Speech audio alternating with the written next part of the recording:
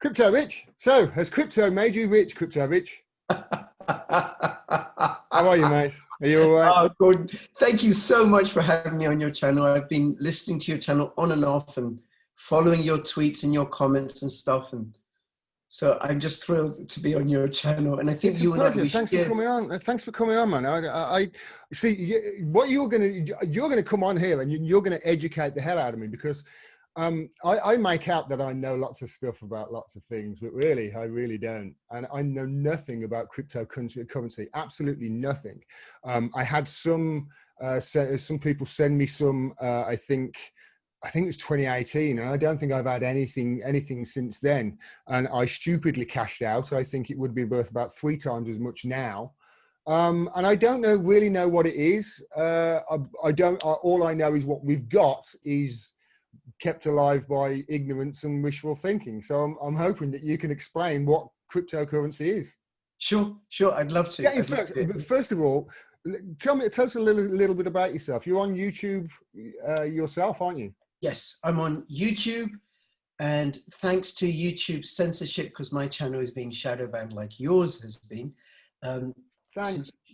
Thank you, YouTube. Thank you. YouTube have deleted 160 plus of my videos since June 2019. Wow. For what reasons? Don't know. Don't know, because you can't get answers from them. I even went to their offices in King's Cross to try and find out, and it's like this Orwellian Kafkaesque wall, right? I can't get past it. You know, like it really is, isn't it? And how many subscribers have you got on YouTube, Bitch? I have they've just picked up because we're moving into the bull run for Bitcoin. I'll explain what that is later on, right? Okay. But 17.7 thousand. So you've got about the same sort of as I have. Yeah. And so the thing is, if it's interesting you bring this up, because it's different for people like us, isn't it, than people who have got like 100,000, 1 million subscribers, because they get a personal person that they can actually get an answer from. But if we get a copyright strike, or we get one of our, it's different. You cannot talk to anybody, can you? It's just a machine. Yep. So here's the absurdity. So I did this interview with a guy called Reggie Middleton about his project Veritasium. And he's got a background in banking and finance, and he's been on Max Kaiser's show and everything. Okay. I posted that interview in 4 parts, 1, 2, 3, 4. And then I was on holiday 6, 7 months later. I posted the interview again on my channel, and I said, look, I'm re-uploading. And what they did was they deleted part 3 of the second batch. Right. Saying I violated their guidelines. What, how, in which way? Didn't say. I asked, I emailed, didn't say, they don't say. So part 3 of the second batch violated the community guidelines, but not part 3 of the first batch, not parts 1, 2, and 4. So, and also the other thing that's happened is that my channel, I'm getting like 1/4 to 1/2 of the views I used to get, which you will know as well, right? And then I'm not showing up in people's algorithms. So I've moved over to BitTube. Okay. And this is something for you, Gordon, and for your viewers. There is a magical money tree that Theresa May didn't know about, and it's cryptocurrency. So one of the things that BitTube allows for is you can actually earn cryptocurrency, viable cryptocurrency, just for surfing the internet. You don't have to go on BitTube's website. Just go on Google, DuckDuckGo better, right? Okay. Go on DuckDuckGo or Zero Hedge, right? And you will earn crypto. And I have, over the course of a year, earned 1,400, I think about 1,200 to 1,400 tube coins, which aren't worth a lot, by the way. Right now they're worth 0.5 cent, but they have been as high as 40 cents. Okay. Yeah, so there's things you can do, right? There is money to be made, even. But if you've got 1,400 of those, then who's, you know, what if one of those is worth 10 something? Yeah, it goes up to $10 something, and I can talk a bit about some of the results that I've had, right? So I'm on BitTube. Come over and follow my channel on BitTube because it's censorship resistant. I'm also on Bitchute. I'm also on Library. And you, Gordon, if you go over to BitTube and also the Library, and there's a few others, you post there, you can earn cryptocurrencies for posting. I will. I'm thinking about the Library. I'm actually looking at it right now. So yes, that's something that I am looking at. Censorship resistant. So I've been running my channel since April 2017. I used to be a child protection social worker, mostly in London. That's what I qualified in. I've also done sales work and consultancy. But I just really, really enjoyed and relished child protection. And I did the rough end, you know, where children had to be removed. It was so severe, I had to go to court. What killed me was the bureaucracy. Right. Because I used to do social work before Tony Blair's reforms. And we had actually had time to spend with children, with families, but then it became all about wrapping children in reports as if that's going to protect them from child abuse. It just horrendous. And then the other thing is no pension, no money to speak of. And my children are home educated. They've never been to school. Yeah. So I would commute from where I live to London. Right. I'd sleep on cousins' floors Monday to Friday, because we're a single income family, because, you know, somebody has to be at home with the kids. Mm-hmm. So I could earn enough so that we can keep educating our kids at home and my wife doesn't have to work. And then I did this personal development course, which was all about money, but not about what to do with money, not invest it here or anything, but more about what's hidden from my view about money. What don't I know about money? And I don't know that I don't know it. So designed to give me insights about my attitudes and my beliefs about money. And one of the things I realized, and this may be the case for many of the viewers, I don't know where money comes from. I don't know. I bet you they don't either. So yeah, most people don't. Where does it come from? Who decides that this has value and this doesn't? Where and who invented it? And you know, why is this valuable and not this? Why do my family from Pakistan value gold, but people in Britain don't? Why? What is it? Mm-hmm. So then I started researching, getting into gold and silver, fractional reserve banking, fiat currencies, real money. And then I came across this thing called Bitcoin. I didn't quite understand it. This was in late 2012. Okay. Didn't quite understand it, not much information about it. And me and my wife said, all right, well, let's throw away some money at it. No more than we can afford to lose. Very important. No more. Back in 2012, Bitcoin would have been what, $15 a Bitcoin? Something. I first knew about Bitcoin when it was $5. $5 a Bitcoin. What is it? Just spoiler alert. What is it now? This morning when I looked, $20,000. $19,400. Okay. Right? But I didn't buy any until it was $15. So crypto has made crypto rich. Well, yes and no, right? Yes and no. Okay. I stopped you. Carry on. I didn't buy enough. I didn't buy enough, right? I bet you didn't. So anyway, so we left it just in a wallet sitting around, and then a couple of years later, 2015, I went and had a look. I was like, oh. And then in 2016, it's coming up to about $400, $800, and I'm getting more and more interested. And I start thinking, well, how can I create something in cryptocurrency? Given my background, I'm not technical, I'm not financial. You know, I'm trained as a social worker. I can talk, I think. So then I started running my channel in April 2017, and I did very, very well. I did very, very well, but I made a big, big mistake, which my wife occasionally reminds me of. In 2017, when Bitcoin went up to about 20,000, just underneath it. Yeah. I didn't cash out. Right. And then it crashed and eventually reached a low of 3,200. Yeah. And then we had a 2-year doldrums, a bear market, flat. Right. And I still carried on producing content and it was brutal. So I've been crypto getting by, not crypto rich, crypto just making it, just managing to crypto grateful that my wife is working.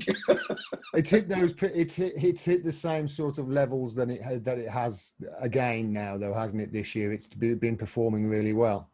It has been performing really well. The other cryptocurrencies haven't performed as well, and there's something very, very different to the space right now to in 2017, right? Which I think portends really well for the future. Which is that? Well, in 2017, in October, November, December, I had friends and family calling me out of the blue, especially people I hadn't had contact with, saying, you know, tell me about crypto, right? You know about Bitcoin, I heard, tell me about it, right? And my cousins If you're watching this, my cousins, I've been telling them about it for donkey's years, finally bought in just before the peak. And then it all bottomed out and blamed you. That's a personal message to my cousins, whom I have many and I love them all dearly, right? Right. They were coming in. Mm-hmm. That's not happening now. Right. That's not happening now. So we haven't even started, and there's a whole pattern and a cycle. Bitcoin's in a 4-year cycle that I, explain later on, right? But if you haven't got into Bitcoin, there are ways of getting into Bitcoin. And what we're talking about is the greatest transfer of wealth from rich to poor that people even now is really, really early. There are cryptocurrencies that you can get into that I think are viable. You've got to do your own research and learn about it, that are going to be incredibly, incredibly promising, in my opinion, and are going to alter people's lives. And then the other thing at some point, Gordon, we can talk about is the difference they make in terms of censorship resistance, preserving privacy, Okay. freedom. There's VPNs, decentralized VPNs that governments can't shut down.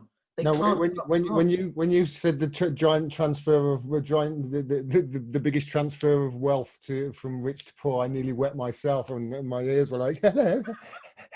That's when I started panting. Right, okay. First of all, let's talk about the risk with it, right? Because obviously it's 20,000 a Bitcoin. It was 3,000, 2 years ago. What are the chances that it's going to happen again and it's going to bottom out and go down to 3,000 again? Is that something that will happen this time, or is the fact that they are printing money like it's going out of fashion, is that going to, because I think back then the Fed stopped printing money and now they're just, was it $1 trillion a day they were lending the banks or something like that? Will this have an effect? Yes. Yes, I acknowledge your question. I don't think so, right? Right. So first, even if the Fed weren't printing money, I don't know if you know about fractional reserve banking, Gordon. No. Okay. Not a clue. It's a complete con. Is this, are we talking derivatives? Is that no. Actual? No. It sounded like something that... Here's how central banking works currently. Here's how fiat currency works, right? Okay. I'm a bank. And this is actually the relationship between the Federal Reserve and the US government prior to Trump's executive order in April, CARES Act, which hardly anybody knows about, right? I know about it, but I don't know what the connotations are. Some people were saying that Trump bought the Fed. He has brought the Federal Reserve into the control of the Department of Treasury. He's effectively nationalized it, right? Now, so I did get it. Right, okay. Let's put that to one side. Okay. So the Federal Reserve, prior to this, is owned by 6 private banks: Goldman Sachs, JP Morgan, Bank of America, Citibank, and the other one I can't remember. Okay. The Federal Reserve lends money to the US government. Mm-hmm. So the US government wants dollars. It says, look, we want $1 trillion so we can go and bomb people in other parts of the world. And the Federal Reserve goes, boop, and creates that money. So the US government borrows the money from the Federal Reserve. Mm-hmm. Federal Reserve gives them $1 trillion. The US government has to give them interest. Okay. To the Federal Reserve, and that goes into the pockets of the shareholders, those banks, right? Yes. Now, how the government then gets the money is by taxation, taxing people, or they want to print more money, but it means it's like they're just putting it on their credit card. Yeah, because if they didn't get that money back, then the value of the money would just bottom out, wouldn't it? Because you're just flooding the market with your currency, and the volume would. So you have to get it back in the form of taxation. But when you get that back, no, to repay the Federal Reserve. Yeah, to repay to repay the Federal Reserve, but the federal, that doesn't equal spending at all. No. It's got taxation doesn't equal spending. When that goes back to the Federal Reserve, essentially that just gets cancelled at the Federal Reserve. Is that correct? Except it can never ever get repaid. So let me take it away from the Federal Reserve. Right? Yeah. Okay. So I am the first bank ever. Okay. And a fiat bank, which means by declaration, it's not backed by anything. So it used to be that a pound note would be worth a pound's weight of silver. Mm-hmm. That's why it's called sterling. Yeah. So you want to. So I give you a certificate which says I didn't know that. That was you a own guess. a pound of silver, Right, okay. which I keep in my vaults, right? Or it could be gold Yeah. or silver, and you've now got that certificate. That's the note, right? Yeah. Now, here's what happens with fiat currency and fractional reserve banking. I've got £100 in my reserve. You want to, no, Gordon, I have to warn you, you have to watch out for my mathematics, okay? Okay, so I'm good with maths. Numbers go all over the place. Apparently I was good at maths as well, but you'd never believe it listening to me, right? So I've got £100 in reserve. Yeah. You want to borrow £1,000. Okay. I can lend you £1,000, even though I only have 100 in reserve. That's fractional reserve banking. I don't have to have the reserves. So I now lend you £1,000. How did I do it? I made it up. I created it from nothing, from thin air. Most of the currency in circulation in the UK, certainly a lot of it prior to quantitative easing, is created by private banks, by HSBC, all the other banks. You know, whenever you take out a loan, they just magic it into existence because they don't have the money in the back, right? So I now lend you £1,000 and you've got to pay me 10% interest. Mm-hmm. Okay. You now have £1,000 to spend. You have to get £1,100 to pay me back. You take your £1,000 and you're a farmer. You want to go and buy a tractor for £1,000. These are the days where tractors were really cheap. So you go to somebody else and you pay them £1,000 for the tractor. Yeah. You now have a tractor. That person, the tractor manufacturer, then deposits the £1,000 in my bank. I now have £1,100. Mm-hmm.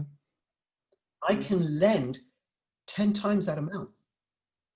And if you're a bank, you've just doubled how much you've got. Is that right? Well, I've gone from 100 to 1,000, 100. No, I've gone from 100 to 1,100, and now I can lend out 10 times that to 10,000. It doesn't really. It's not based in anything then. So it's not. No. It's not like it used to be when they said, right, okay, it's backed in gold and we've got this gold in the reserve. And then, of course, we found out that, no, they didn't have that gold in the reserve at all. And that's why they came off the gold standard. And Kissinger did that deal in the 70s with the petrodollar, isn't it? Yeah. So then banks can magic money out of nothing. And wouldn't it be great, Gordon, if you and I, we could just magic money? Yeah, because then we could lend it to our criminal mates on Wall Street at a really, really low price. And then they could basically, I don't know, buy up a load of cheap shit through mortgage theft and et cetera, and make out like bandits for the last 10 years. That's right. That's right. You've got essentially what's happened, isn't it? That's what's happening. The banks own everything. They own everything because there's a Cantillon effect. It's called the Cantillon effect, which is whoever's closest to the source of money has the most power and influence. Of course, so that's the large corporation. You always want to be the banker in Monopoly, isn't it? So you can sneak a few 50s in your back pocket when nobody's looking because they've all had too many Baileys at Christmas. That's right. I watch you when we play Monopoly. So crypto. Why is it? So basically, am I correct in that fiat money, whatever? Why is it called fiat? By the way, it's not because the Italians own it. No, it means by decree because the government says that this piece of paper has value and this other piece of paper doesn't. Like the decimalization in the UK. Okay. Or the euro, transition. So it's not an acronym for something. That's what I'm thinking. No, it's by decree. I thought maybe it was, I don't know, it would start with a swear word, wouldn't it? Effing incredible. They got away with this or something like that. Anyway. So they can manipulate it, can't they? If they've got control, whoever's got control, whoever's closest to the bank, that's the problem. They can manipulate it. So is cryptocurrency different because it's decentralized? Oh yes. Yeah. Now there's a website that I recommend people go and check, which is coinmarketcap.com. And I can send you all the links later. Yeah, please do, mate. Which is a really great beginning point, because it has all sorts of useful informational links that you can begin to look into. Crypto Curious. Hey. Cool. Somebody interviewed yesterday. Hi. That was Axiom. Gordon, that was Axiom. Somebody just, hi, curious. I'm curious too. Hi, how you doing? I interviewed Axiom today, which is a passive income savings account. Okay. Passive income savings account. Nice acronym. That's right. This is like one of those boggle your mind, paradigm shifting conversations, right? So watch out for that. Okay. So you go to CoinMarketCap. Never mind. Go to coinmarketcap.com. It's got all sorts of resources and everything. Right now, I don't suggest anybody put any money into any of those cryptocurrencies without really being clear what it is you're putting money in. And probably the most conservative and safest cryptocurrencies to put any money in, if you were going to, I would suggest would be Bitcoin, Ethereum, and Monero. Actually, even if you just stick to Bitcoin and Ethereum, that would be it for a while. Is that because they're the most well established? Most well established, largest market cap. Yeah. Now, here's the thing about the banks. Supposing I'm Goldman Sachs and you're Bank of America, I can lend you money, magic into the air. You can lend me money back, magic into the air. No, wait a minute. You can lend me money you haven't got. Yeah. Yes. Okay. We just create it. We just create it, right? All right. Yeah. So I say, how can you lend me money you haven't got? That's just nonsense. It's just even there. Come on. When they came up with this, didn't somebody go, hold on a minute? Well, how can you lend me stuff you haven't got? Here is a little fact. Okay. This is my understanding. And anybody who's watching this who's trained in finance, feel free to correct me in the comments below and stuff, right? But this is what I've learned. There's been a number of presidents that have been wanted to rein in the Federal Reserve, the central bank. And they've been shot. I was going to say, it wasn't JFK, was it? Yeah, JFK. JFK was one of them. Abraham Lincoln, Andrew Jackson, Ronald Reagan, and Donald Trump. I've heard their reports. I've seen reports. There've been multiple assassination attempts. And one of the reasons why I think Donald Trump is so incredibly unpopular is because he's out to wrestle away control from the central bank, from Federal Reserve. He's curious as to who doesn't like him, isn't it? So much. And he's curious as to why, because why they don't like him is no basis really. If you don't like him, you don't like him for the reasons that I don't like him, and you don't like him probably, not for the made up reasons that he's some sort of puppet of Vladimir Putin, because you've got no evidence whatsoever that that's the case. And Gordon, I would take it even further. Know that he's some out and out racist and everything, and what he did for Muslims and the immigrants and things. And wait a minute. Barack Obama is no worse form of racism than killing people, dropping bombs on other countries and hundreds of thousands of people. But anyway, let's get back to Bitcoin. Carry on. I don't know how we got there, by the way. Yes. Go on. So you could say it has no basis to it. This is the kindest way of saying it. And if you're in the game, you're going to do really, really well and hang everybody else. Bitcoin is different. Bitcoin is like silver and gold. And a lot of the time when I'm going to talk about Bitcoin, I'm talking about Bitcoin in particular, and occasionally as a proxy for cryptocurrencies in general. How can Bitcoin be like silver or gold? I can physically hold silver and gold. How can I physically hold Bitcoin? You can't hold it physically, right? But it's limited supply. So there's only so much silver, there's only so much gold, right? I mean, mines in South Africa now are like 2 miles deep. Go 2 miles to get an ounce of gold. Yeah. In hundreds of tons of rock, because it's so scarce. We've used it all up. So how do you mine Bitcoin? How is Bitcoin mined? Because I've heard a story. My favorite story about this is basically what you do is you hire you buy some graphics cards that run your computer, the really expensive ones, the 1080 Ti's or whatever they're called, the ones that you run, your Call of Duties and your games on, and you put a big bank of them. and you mine for Bitcoin using their computing power. But obviously it costs quite a bit of electric. So I heard I heard a story of, there was this one teacher, I think he was in India.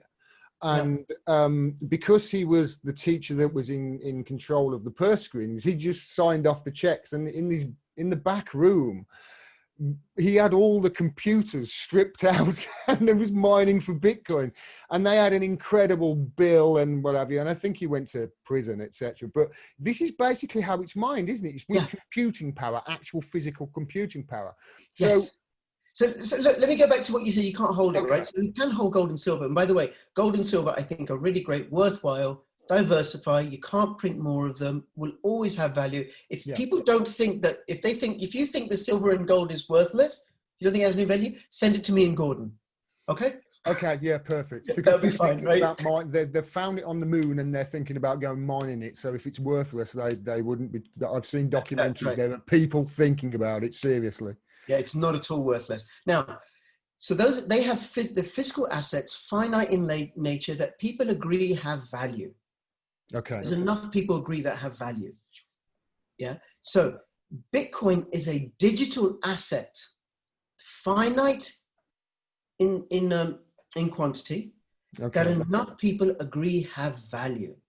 So I could say, I'm recording this on Zoom. Zoom is a digital asset. YouTube is a digital asset. Google is a digital asset. They're all digital assets. You can't hold them. Okay. All right. And if enough people are holding it, it's sort of like a vote of confidence, the same way in which the stock market is sort of a vote of confidence now, although that's pretty much a fugazi because they have no control over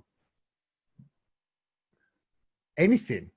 Really, it can all be manipulated elsewhere. Whereas with Bitcoin, it can't, can it? It can't be manipulated. No, it can't be manipulated. Just like you can't manipulate actual physical gold. You can manipulate the amount of certificates you have for it, but you can't manipulate the actual physical gold. You cannot manipulate Bitcoin.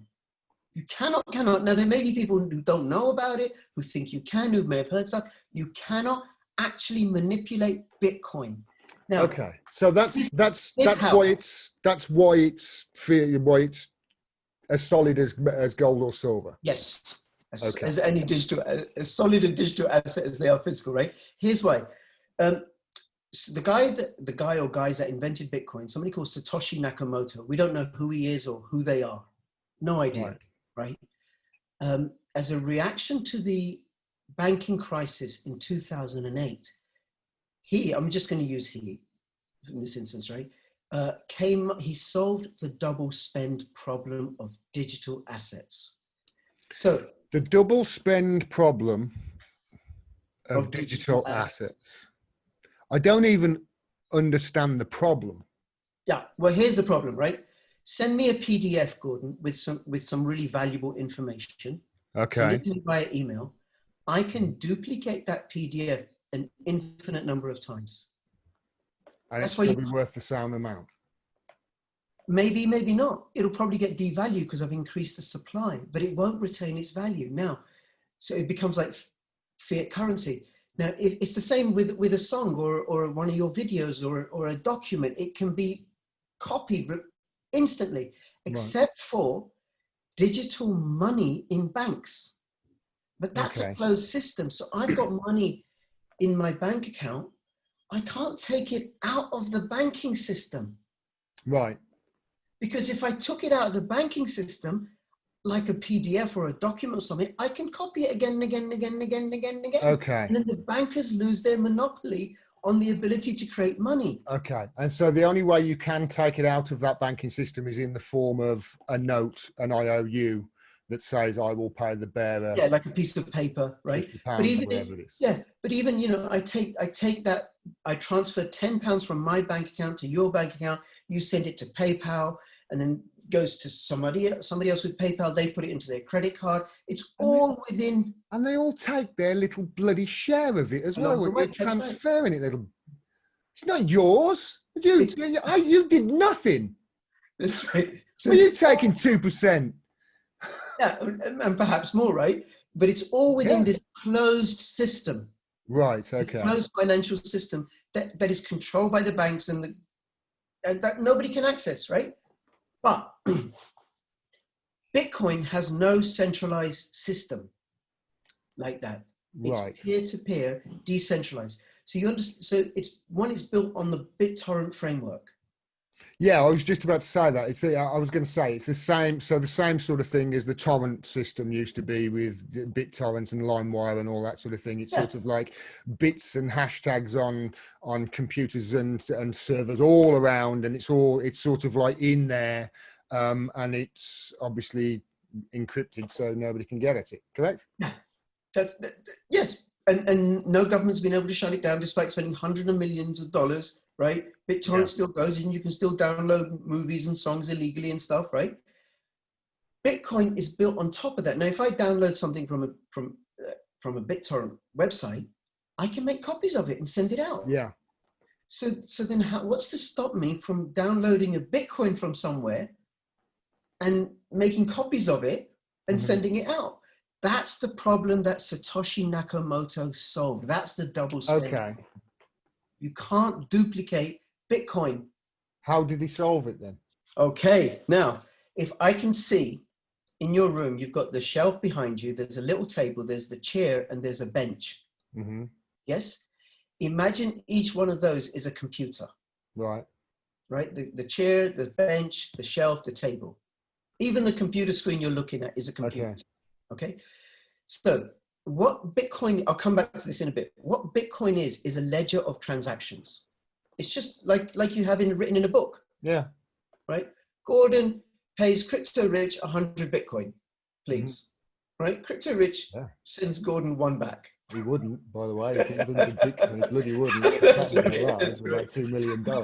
Yeah. Oh, by the way, here's a warning. If anybody goes into cryptocurrency space and everything, and you're initiated and you go into Telegram, which is a messaging app, and you get people contacting you saying, listen, send me 10 Bitcoin and I'll send me 1 Bitcoin, I'll send you 10 back. Don't do it. Scams. As a rule, if anybody says to me, send me so-and-so and I'll send you so-and-so, I'll say, no.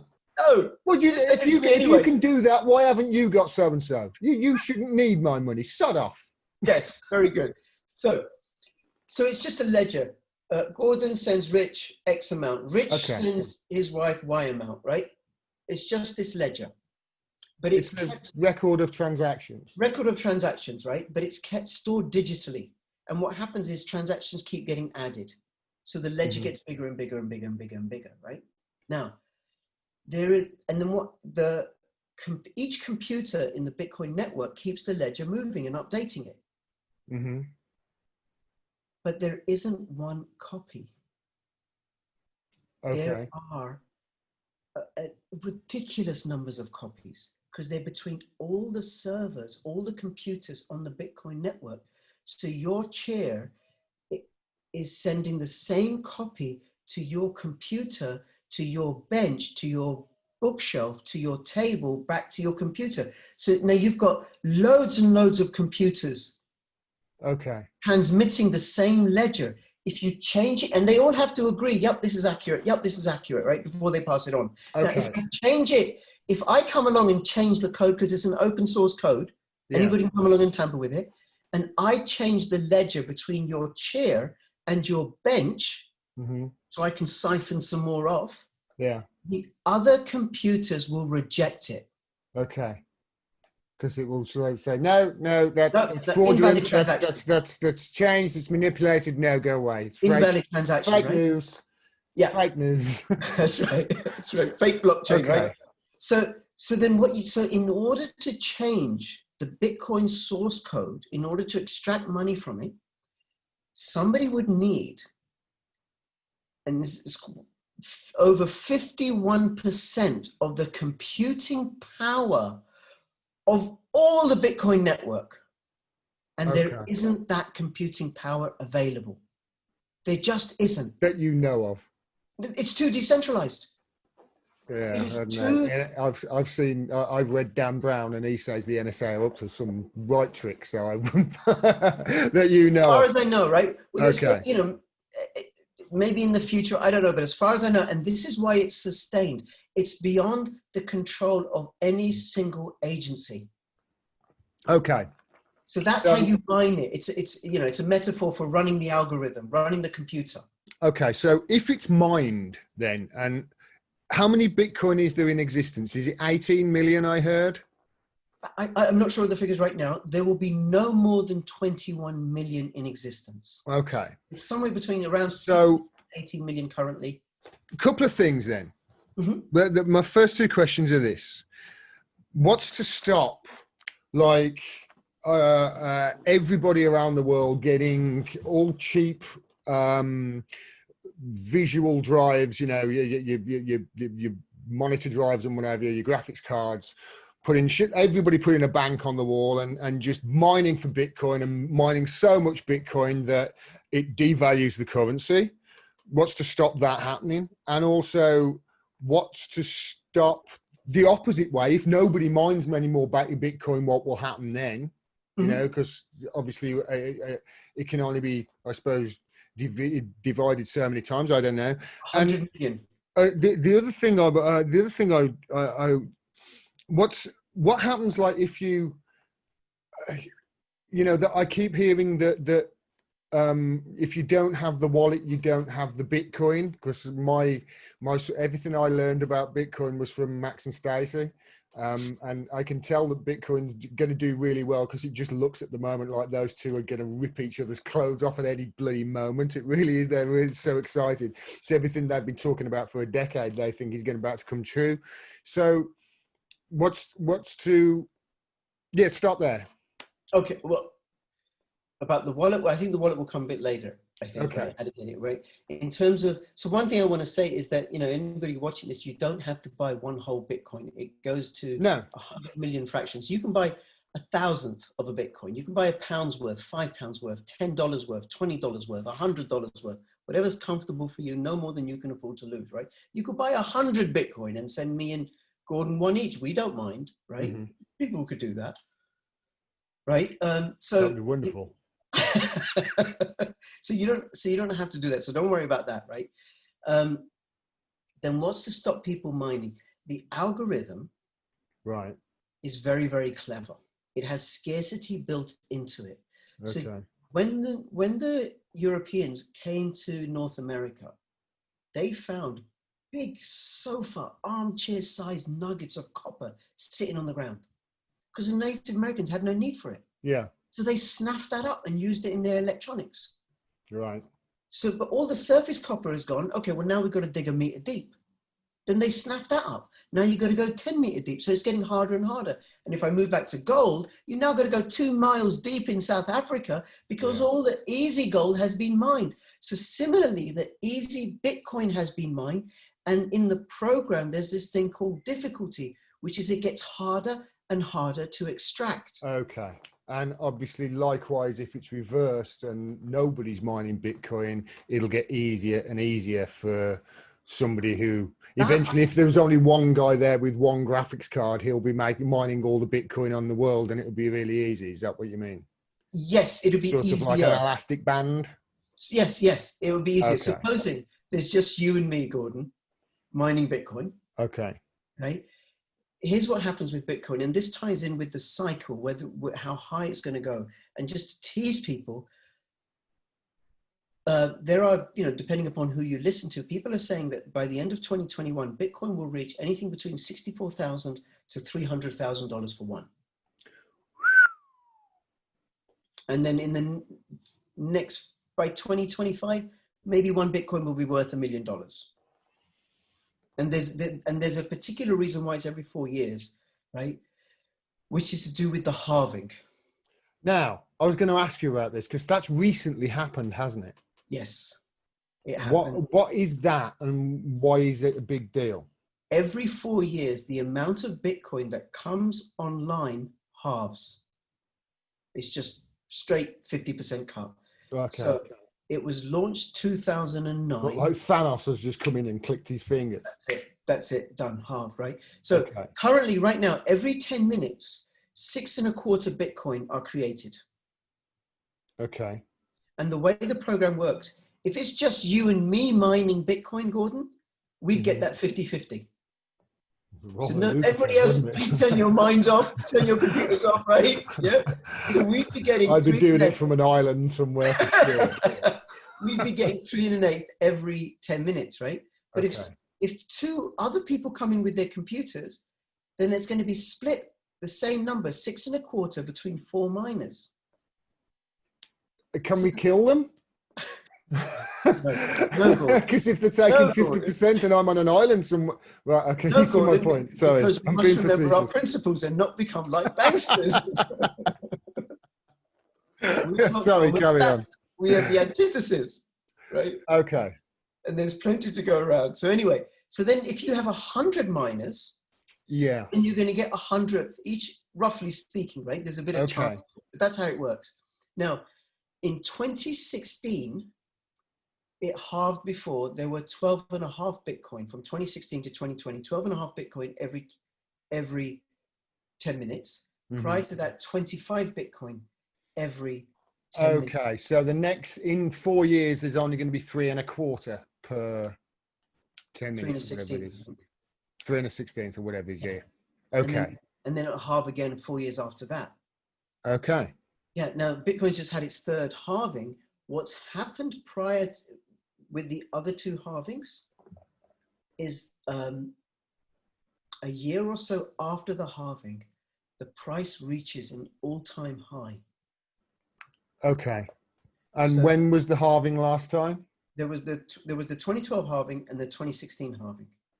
So in the 2012 halving, after that, Bitcoin went from whatever it was, a few dollars up to $1,000. Okay. And then it crashed, and I think the lowest it got to was $150. So it didn't go down to the range it was in before. Yeah. This is what they call a new ground, right. Is it? A new ground out. This is that I've heard this recently. That a few people are saying that 19,000 is the new bottom for Bitcoin. Possibly, you know? Possibly, right? Okay. I'm not going to address that. We're going to move on. All right. So, because that's not quite what I'm saying. What I'm saying is in the 4-year range, after it halves, it hasn't gone down to the range that it was in the previous. I see what you mean. Yeah. So the all-time high prior to in 2013 was about $1,000. Mm-hmm. Then the all-time high after the next halving was just under $20,000. Yeah. And the lowest it got to was 150. And when was the halving? When did the halving happen this year? April, May, I think it was May 2020, right? Okay. So it's now when it dropped after the 20,000 halving, it went down to 3,200. Still not as low as the other 4-year period, right? Yeah. Now what we're talking about is, I don't know, 64,000 to 300,000, and then it's likely to drop again because people will be cashing it in. Yeah. Right? Yeah. It's human nature. Cash them in. Of course. Pay off your mortgage, right? But if more people are using it, then it becomes more valuable because there's more votes that Bitcoin is of value. Yes. And then what's interesting very good. What's interesting about it now in 2020 versus 2017 are the institutional investors that are coming in. Yeah, I was going to ask you about this because hedge funds are buying it. Yeah, there's a company called Grayscale. I don't know the full name. I've forgotten the full name, right? They were earlier in the year, they were buying 150% of the new supply. Okay. I mean, we're talking about silly money, hundreds of millions of dollars, right? There's other companies that have come in like Square that are talking about it publicly. They're buying it up and they're holding it.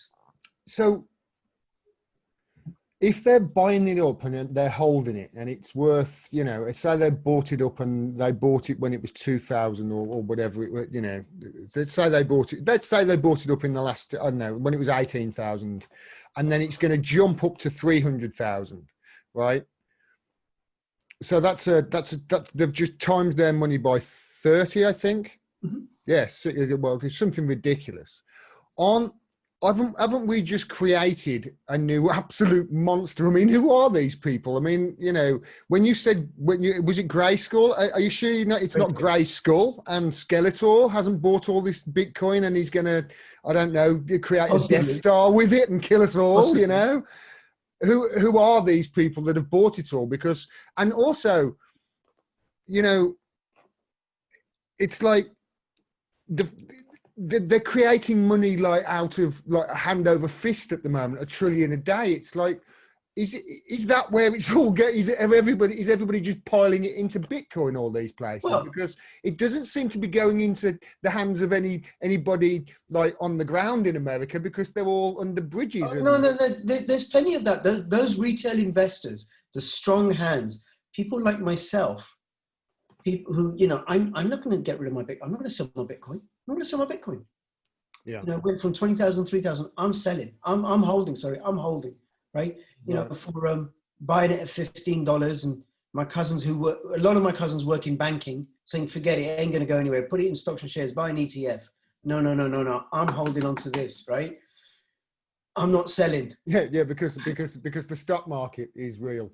And not a Ponzi stock market is real. That's right. It's so high. It's the very definition of a Ponzi scheme, which I'm sorry, mate, it really is. The very definition of the stock market is that it goes up if more people put money in it.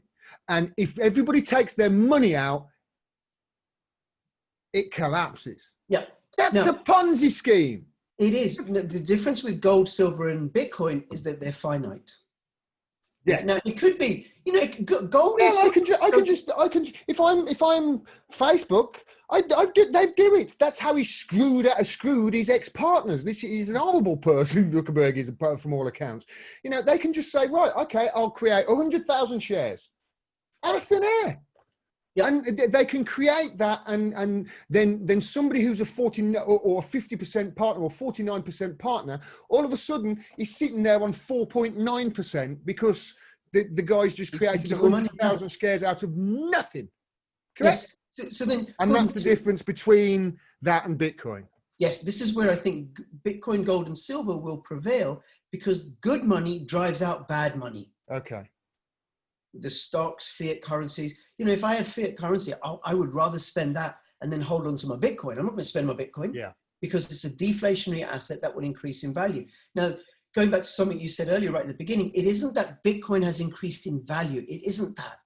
It's that the paper, the fiat, has lost value. They've printed so much. We're doing what Mugabe did. There was a tweet the other day by Edward Snowden. Mm-hmm. And he said, things I learned this week, that relative to the dollar since 2014, Bitcoin has outperformed it by 99.96%, I think. Relative to the dollar, that's how much the dollar has decreased in value because of how much they have printed since then, primarily. Correct? Yep. I mean, I don't know the figures, but I can completely believe it. Because of fractional reserve banking. Because every time you take out a loan, the bank is magicking the money out of thin air. It doesn't have the money. And they're all doing it. All of them are doing it because none of the currencies, the fiat currencies, are tied to gold and silver, gold. And whenever any bank has threatened to do that, like Gaddafi was going to, off with his head, destroy his nation. Yeah. That was horrible. That was horrible. And that was Barack Obama, by the way. Barack Obama, for everybody here. Barack Obama.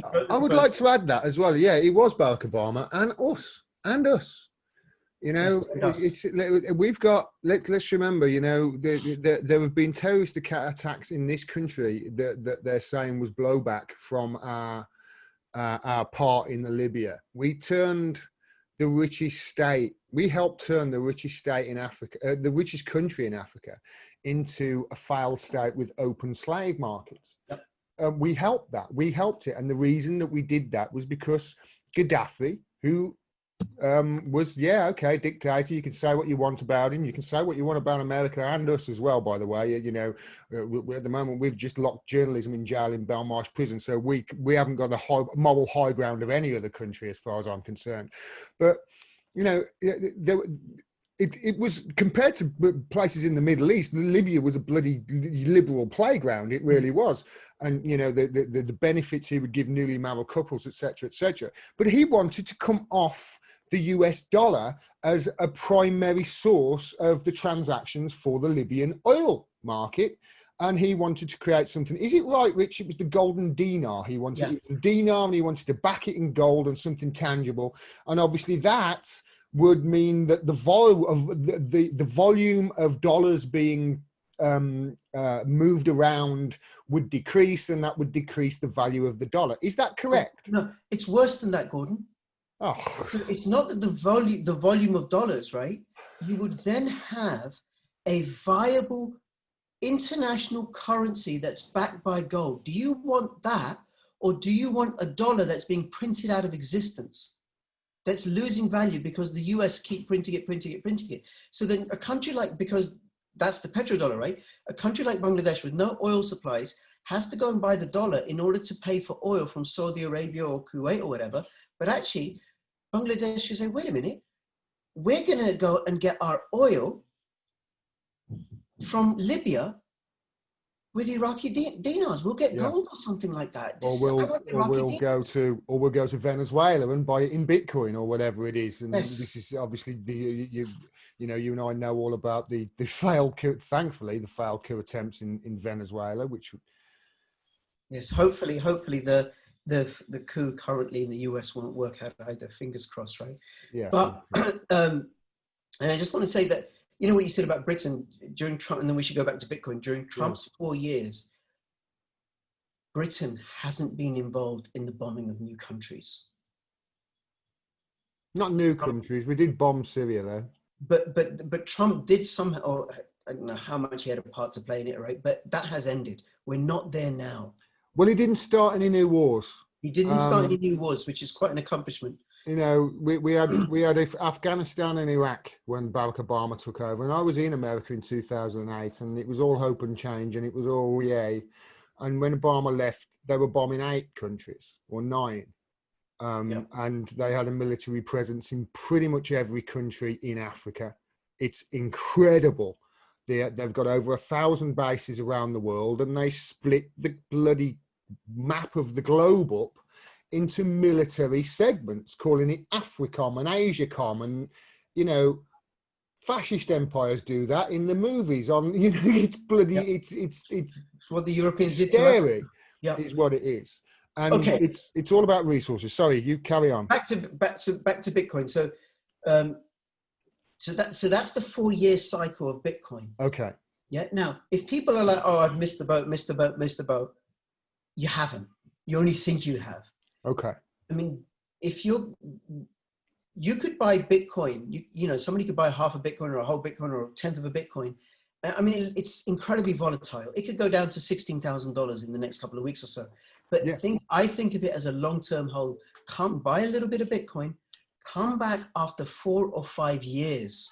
So don't think of it as a get-rich-quick scheme. No. Think of it as a long-term investment rather than, I don't know, investing it in stocks and shares, that sort of thing, or investing it in ISAs, etc., etc., etc. But what risk?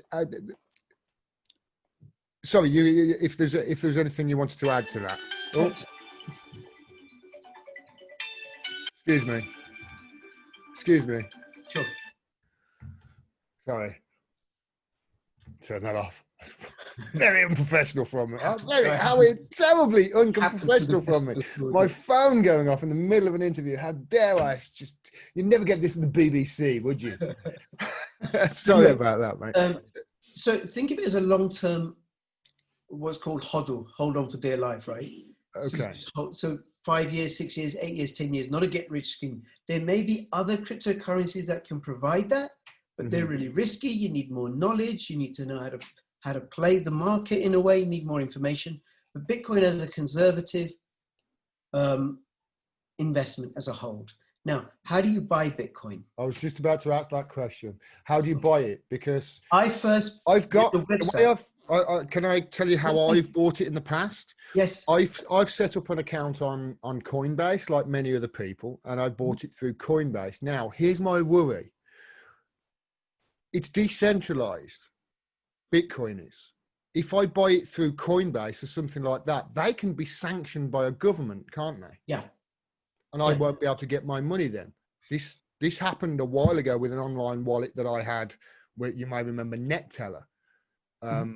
Lots of Americans couldn't get hold of their money from poker, etc., because of what just a document, an executive order that Barack Obama did back in 2009. And nowhere, I had people who had like 60, 70 grand tied up on an online wallet for ages. So should we use a purchasing platform like Coinbase, or is there another way that we can purchase? Well, so there's centralized exchanges like Coinbase, like Kraken, which is, I think, in Europe, but very good exchange, Kraken. I personally never used Coinbase. Kraken, Coinbase, centralized exchanges. There's others like CoinFloor in the UK. They more and more increasingly require KYC. They'll do the fiat, the pound or the dollar to the Bitcoin. KYC? Know your customer. So you've got to provide identification. Okay. Yeah. Right. So that's one way. Then there are cryptocurrencies that you can get for free, which you can then exchange for Bitcoin. Now, the free cryptocurrencies don't actually have a lot of value. They're free. Like I said, like TubeCoin, for example, people can accumulate TubeCoin. Okay. All right. And, you know, I can set up, you could set up a Tube account on your computer. My wife could set one up. I haven't done that with her, and my children. And it's just dropping in a little bit of Tube. And over time it builds up, which I could then convert to Bitcoin or keep as it is, right? So that's another way. Then there are also peer-to-peer networks, decentralized networks. Some of them, there's regulation coming in. There's one called localbitcoins.com. And when I used it, it didn't have any KYC or registration. Now it does. Okay. There may be others like that. How I bought it, I don't know. There's also localmonero.com and localethereum.com. I don't know if they require KYC. What I did in 2013, I didn't understand it. I used localbitcoins.com. I looked at the vendors and their reputation. I wanted a cash transaction, and I met the guy in a local pub. No way. I don't drink, right? I met him in a pub. I had my computer. He had his... Yeah, mate. All right, mate. I got 2 Bitcoins for you. Here you are. Look. There's nothing there. There's 2 Bitcoins there, mate. Honestly, here you go. Brilliant. And he set me up with an online wallet with a project called blockchain.com, which is very good project, very secure. He showed me how it works. I gave him the cash, and then every now and then I'd go back and buy some more off him. So this is properly like from the ground up. This is really started. Really is started from the ground up. I really like this concept. What Satoshi Nakamoto did was he published his white paper and he released the code, and then people started picking it up. And it's grassroots, you know, the cypherpunks and I don't know, the people that are into coding, living in their basements and darkened cellars and gamers and everything. They started playing with it and everything, and it just grew and grew and grew and grew and grew and grew. And it is a whole other paradigm because it's decentralized, censorship-resistant money. So is there a way where, like, I can physically have a wallet that holds Bitcoin, and like that's a digital very, very wallet important. that I own? Yes, that's that very, I can very say, you pay me Bitcoin, and it's I don't know, something that I got right. Okay, this is it. I've got it here. Yes. Is that better than using one of these exchanges because you're in control of it? Yes, absolutely. How do I do that then? I'll show you something, Gordon. Okay. So this is a box, and this is a wallet, a Polo wallet, right? This is a hardware wallet, and I haven't set it up yet. I'm going to be doing a video about it soon. Right? But in there, you sort of program that with your Bitcoin. Yeah, I can store cryptocurrencies in this device. It's the safest way of holding cryptocurrencies. It doesn't actually have any cryptocurrency inside it. Even once I've stored it inside, it's a portal onto the blockchain. So it's like a key then, almost. Well, sort of ish. Key has a different term. Do you remember at high school doing chemistry experiments? You put your hands inside the chemical cabinet and then you pour some sodium into water and it explodes, right? Yeah, really cool. So what a wallet does, it allows you to put your hands onto the blockchain and manipulate the digital assets. Okay. So they aren't actually in here, but it has very, very strong password protection that, done correctly, cannot be cracked. This thing, Okay. Bitcoin cannot be cracked. Wallets cannot be cracked. And how, and obviously if I wanted to buy something using the Bitcoin that's on there, how would I do that then? I would just, I don't know. Well, what you would do is, by the way, I have an affiliate link for this, Gordon. All right, mate. Send me the link. Hey, if you've got an affiliate link, so send it me, and I'll say below here. That's right. Click the link below. You can get yourself an affiliate link as well, and we'll talk about that later. All right, mate. So, so I go to, I set up, I meet this guy, I create a wallet, and it's a little bit like creating an email account. So with my email account, I've got my name, right, rich at whatever, and then I have a password. Yeah, that name, password. The equivalent for that in the cryptocurrency world is public address and private key. Right. Okay. Yeah. Now my public address I can give to you, and then everybody can send me Bitcoin. Yeah. Gordon can post his public address in below the description, and you can send him some Bitcoin. Yeah, I've got a public address that I got from the Coinbase thing, so yeah. I've got that. Yeah, it's like and then there's my account number. Yes, there's the private key, which you never, ever, ever, ever, ever, ever, ever, ever lose or give away. Because if you lose it, you lose it, don't you? Yeah, it's like it's like you've literally burnt your money. Yes, I wouldn't give away my password for my email account. I wouldn't lose it, right? But if you lose it, it's not like if you lose it, it's not like you can pick up the phone to Microsoft and say, "Yeah, can I reset my password or anything?" You've lost it. Yes, yes. No, but well, the thing is, I actually have a backup email account. It'll go to my wife's email, and I can get it. Yeah. So the thing about you have a file safe you can. Yeah, Fastmail, which is the one that I use, Coinbase, Gmail, whatever. They have centralized resources that can help you out. Okay. The decentralized cryptocurrency like Bitcoin, you are your own bank. You are the keeper of the vault. If you lose the keys, there's no one to turn to. And I have lost too many keys in my lifetime. Just plug in my computer. Okay. Are they costly, those things? Well, there is. Yeah, I mean, there's different types of hardware wallets. There's the Ledger, which I don't particularly like. There's Trezor, which is cheaper and I think better. There's KeepKey. I like the Apollo wallet because of its high-end security features. There's EliPal, SafePal. There's all sorts, right? You can also have a paper wallet. Okay. Which is essentially you have the public key and the private key printed. And then you have to keep that secure. Okay. You know? Right, okay. Since I haven't got a safe, I'll go for one of the digital ones, I think. Yes, but keeping it, I mean, blockchain.com is a pretty good secure website. I don't think it's ever been hacked as far as I know. Okay. There's risks in it because they're centralized. You know, thieves will go where the money is, and where the money is in exchanges. And that's blockchain.com. Blockchain.com is not an exchange, it's a high security wallet, online wallet, but they're not as safe. Now there are other wallets. So the physical wallet, like you said, that's the safest way to have it yourself. Safest, right? Yeah. Now there are other wallets which are better than blockchain.com, better than exchange wallets, and those are software wallets. Right. You know, I said this is a whole new paradigm. You're learning a new language, Gordon, right? These are software wallets. So these are like, I don't know, a program on your computer? Yes, that I have the private keys for. So Exodus, Garda wallet, Veruscoin.io, very, very good wallet. Mm-hmm. Right? Atomic wallet.io. One thing people have to watch out for is you've got to watch out for scammy websites. So the website Exodus.io is a really, really great wallet. Very easy to use, beautiful to look at. You can store lots of different cryptocurrencies in it. Don't go to Exodus.something else. It's Exodus.io. And EXODUS.io. Don't go to EXXODUS.io. People set them up.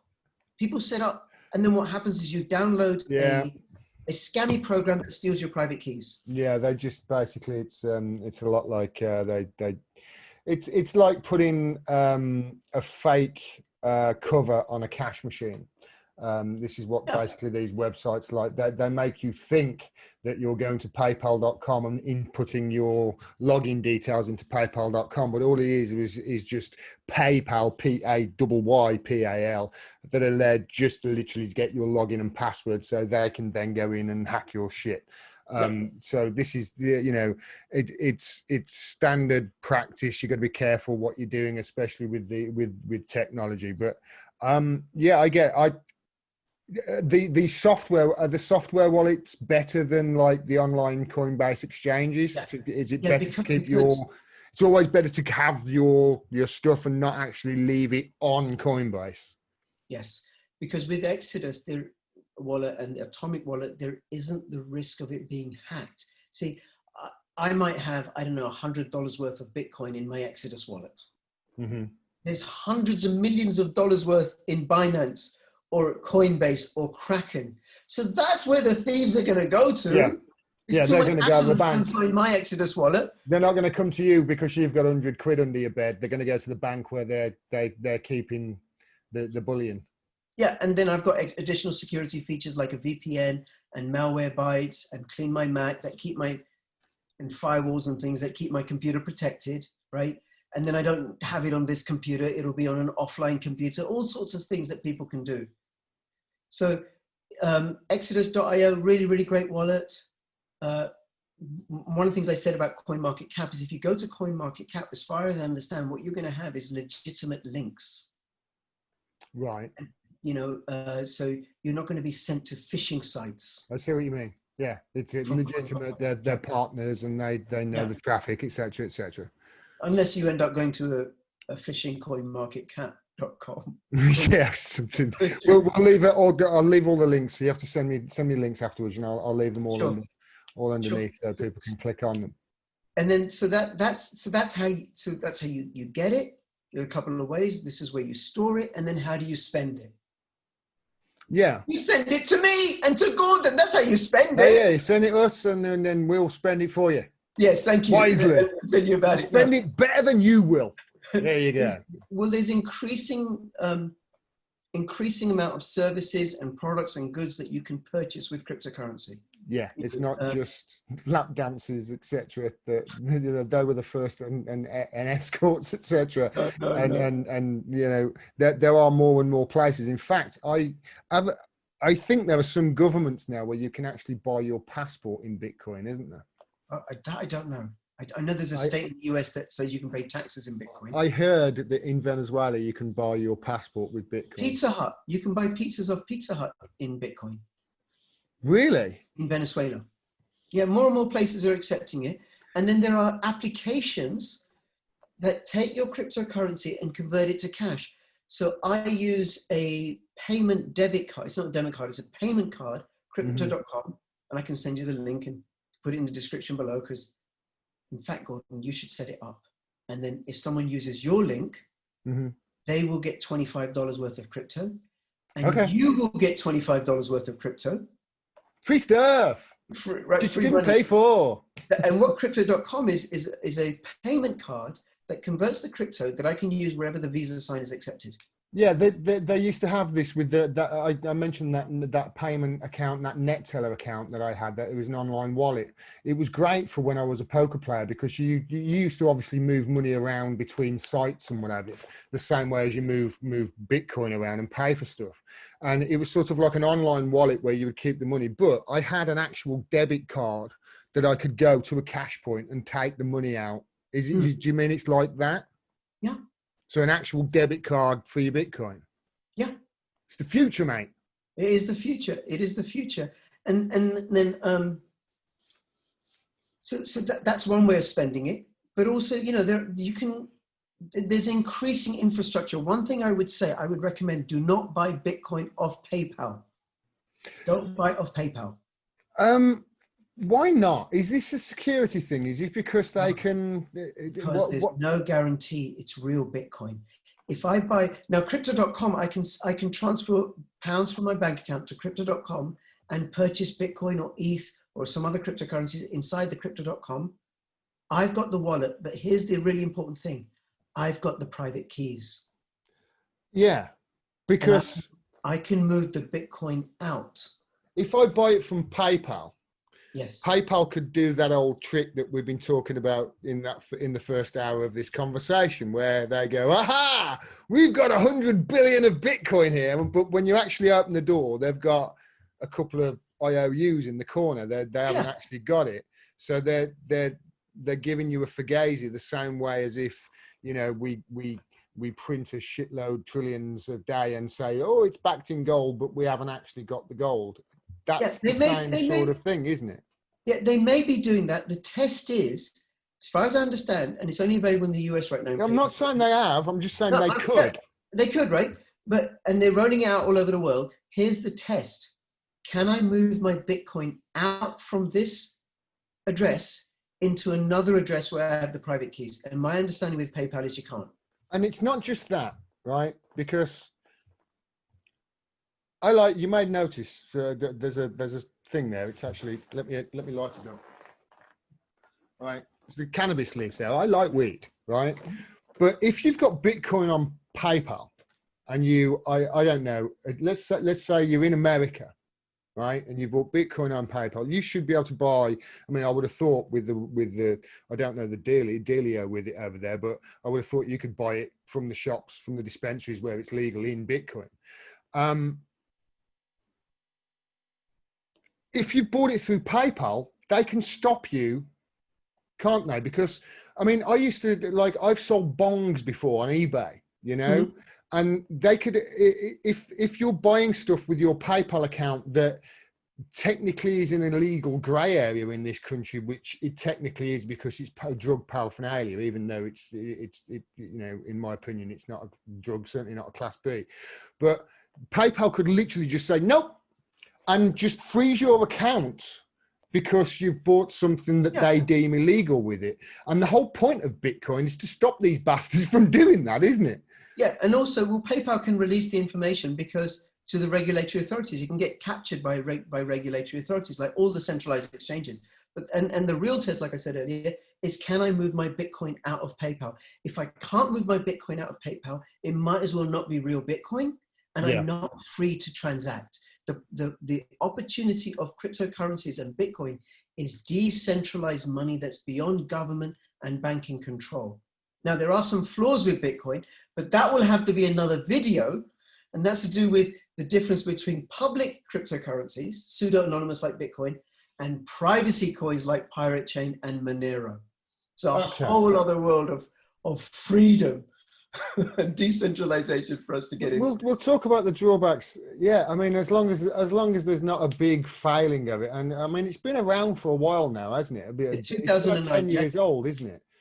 So January 2009, and it keeps getting more and more votes of confidence, especially with the big boys and the hedge funds buying up huge amounts of Bitcoin. So, you know, the future looks bright, doesn't it?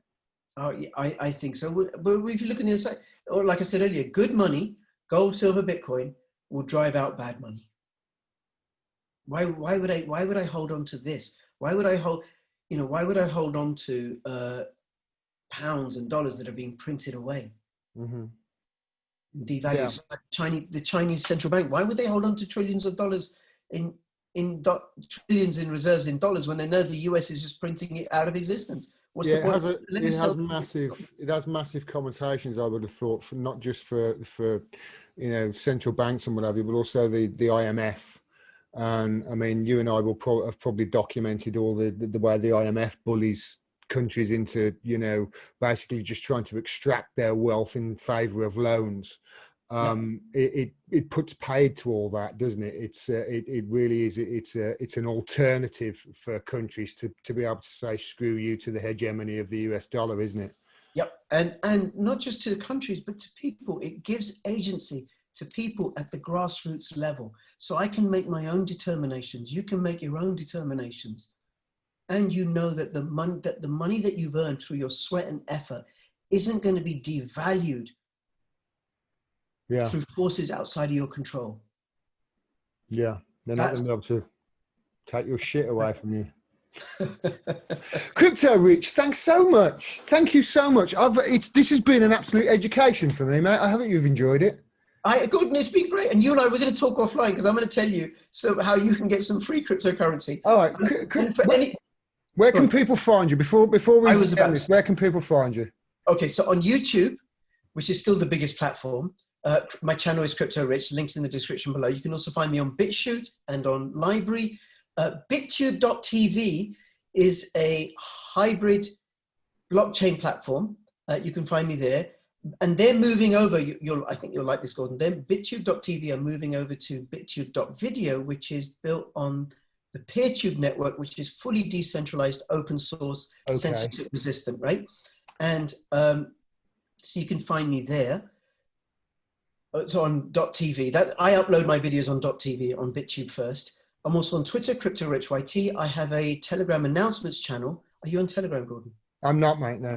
Oh, you need to get on Telegram. I need to, yes. You need to get on Telegram, right? Which Crypto Rich Official, and I'll have the links, and then the other links and stuff. And, you know, if you have any comments or questions, let me know, let Gordon know. And thank you so much. We really appreciate it. And Gordon hasn't agreed to this yet, but I will be back. Yeah, you will, for sure. For sure you will. And we're gonna release this on both his and our chat and my channel to get as much of an audience. Rich, thanks so much. I hope people have enjoyed it as much as I have. You've educated me, and I always like that. Thank you. Thank you. Can I just finish? And please keep filling your pockets with crypto profits. This is Crypto Rich and Crypto Gordon signing out. All the best. Bye bye.